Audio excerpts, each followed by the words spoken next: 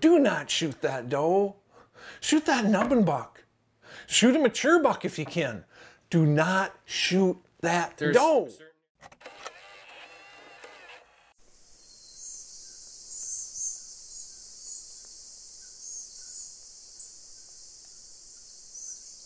What we run into is that everybody, and it's human nature, everybody thinks that, well, what they're doing there, I should do here. Oh, yeah. It's not the same. No. You really got to step back and take a look. Is my property or where I am, if I'm hunting public, is it really the same as what they're, oh, we have that many deer. Are you sure? Like you say, are you positive? You know, if there is, yeah, absolutely. But you have to let it, if you're looking at it and you're going hunting and you're sitting, well, for me, I sat 20 days this year before I saw a adult doe. I'm like, I don't think we want to be killing 20 does this year. No. And that's just an individual one man's, you know, view on a single property. Now, what's going on in the neighbor's land? I don't know. Completely different story. No, the same applies for habitat improvement. This worked for the neighbors. I think a lot of times as hunters they don't get enough credit for being the deer managers that they are. I think that's what it is. Yeah, I tend to agree. There's so many people who are into it. So many people are doing this stuff. They know it. It's like we're not telling you anything you don't know. Yeah. Well, and a lot of times you get kind of wrapped up into it, and then you overthink yourself. Right. And I do need to make something crystal clear, and this was my point in all this.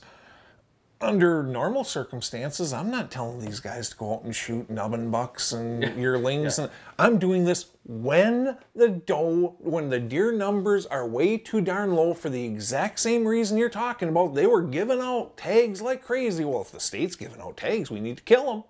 You know, the state's telling us we got, well, yeah, in certain areas they did, but in other areas, these big timber areas, you're taking 4 does out a year. Oh man, you got a bunch of hunters there all trying to do the same thing. You just wasted your population. Now here's the point that I have to make to back up the states, because the states have certain constrictions. And they said, well, the state shouldn't be doing that. You shouldn't be giving that many. They have to. They cannot manage, they can't micromanage. No. They don't have the resources or the personnel or the time, and it doesn't work. So the model, if you want to call it that, that's how they do turkeys. Basically, we're going to give out, that's how they do black bears. We're going to give out X amount of tags because we know, they actually know through modeling, scientific modeling, that if we give out X amount of tags, approximately X amount of animals are going to be taken. And that's the only way they get this area. From this, yes, from that view. Not from this view, I from agree. that view, and then it's up to the hunters and the landowners and wherever you're hunting. Is you have to be smart enough to know about it. Well, the state gave me 5 doe tags, so I need to know. You don't need to fill them. Well, look at you have that luxury. Are you hunting a property where you can do it? Then go ahead. Yeah. If you don't, no. Well, look at to solidify your point. Look at the area that I was managing, a 817-acre property in Minnesota. I was in the timber. That same unit, though, had a bunch of ag over here and a bunch of ag down here. Down there, oh man, they needed those tags and more. That big, huge, nothing but timbered area?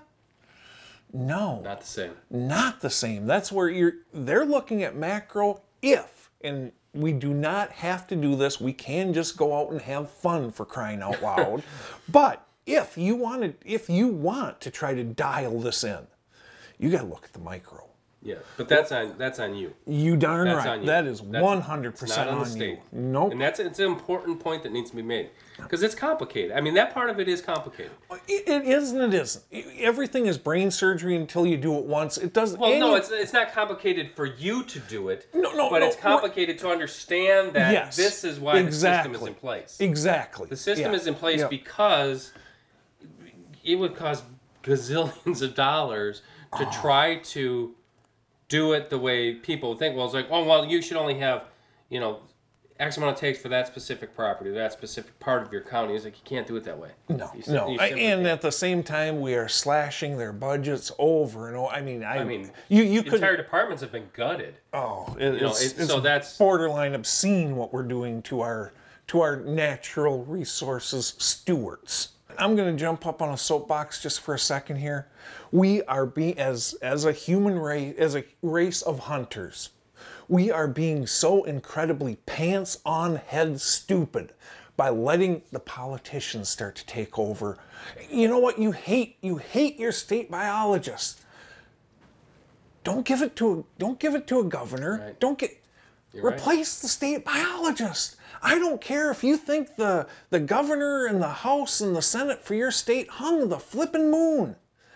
And you hate that other side. Guess what? Who's going to be in charge eventually? That's exactly right. And these guys don't, and ladies, don't know squat about deer management. They're flipping politicians. They're living in sound bites. We don't know. No, we don't know squat about deer management on the macro scale.